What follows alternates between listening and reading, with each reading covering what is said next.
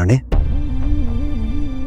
ಮಗು ಮಗು ಮಗನ ಕಳ್ಕೊಂಡಿದ್ದು ನೋವು ಅಂತ ಏನು ಹೇಳ್ತಾ ಇದ್ದೆ ನೀನು?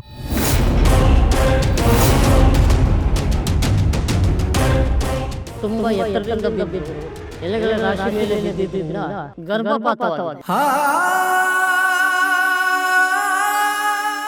ಹೌದು ಸರ್, ಟೀಚರ್ ಅಮ್ಮ ಬೆಟ್ಟದಿಂದ ಬಿದ್ದಾಗ ಗರ್ಭಪಾತ ಆಯಿತು. ಆ ವಿಷಯ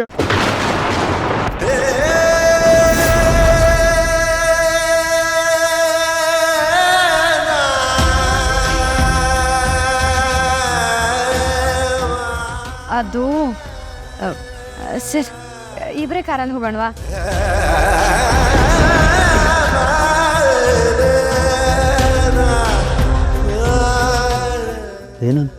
ಏನಂತ ನೀನು? ಹೌದು ಸರ್, ಅವತ್ತು ರಾಜ್ಯೋತ್ಸವ ದಿನ ಟೀಚರ್ ಅಮ್ಮನಿಗೆ ತಾವು ಗರ್ಭಿಣಿ ಅನ್ನೋ ವಿಚಾರ ಗೊತ್ತಾಯ್ತಂತೆ. ಈ ಸಿಹಿ ಸುದ್ದಿನ ನಿಮಗೆ ಹೇಳಬೇಕು ಅಂತಾನೆ ಬಂದ್ರಂತೆ.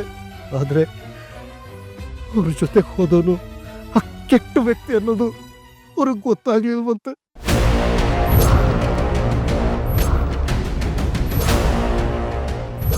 ಕೆಟ್ಟ ವ್ಯಕ್ತಿ ನಮ್ಮ ಟೀಚರ್ ಅಮ್ಮನ್ನ ಬೆಟ್ಟದಿಂದ ತಳ್ಳಿಬಿಟ್ಟಂತೆ.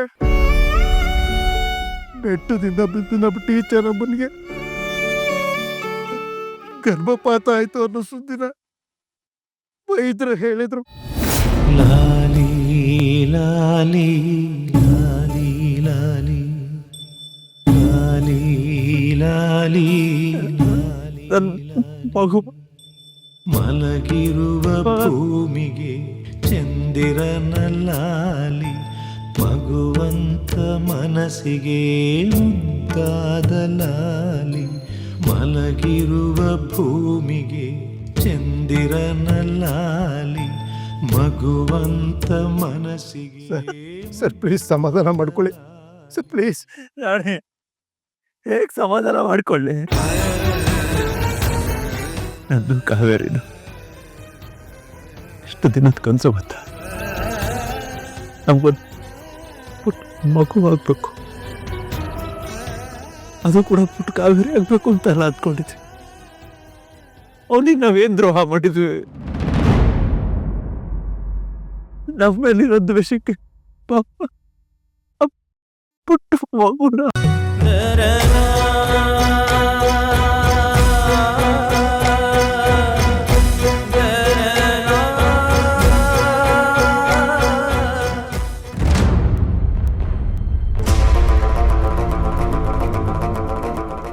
ನಾನು ಮಾತ್ರ ಅವನು ಸುಮ್ಮನೆ ಬಿಡಲ್ಲ.